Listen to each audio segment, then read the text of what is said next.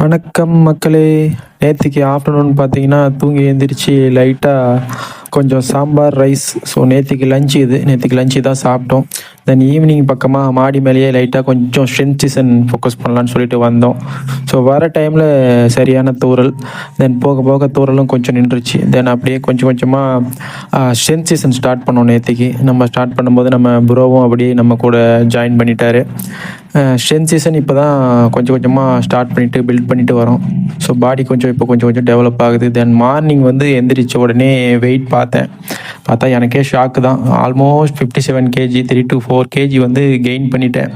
அதுவே எனக்கு பல்காக ஃபீல் ஆகுது.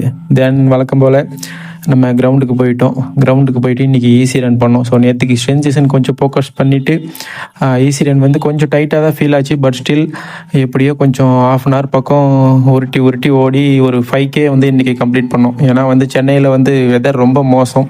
தென் கிரவுண்ட் ரொம்ப ஓப்பன் இருக்கிறதால ரொம்ப வெயிலாகவே இருந்தது.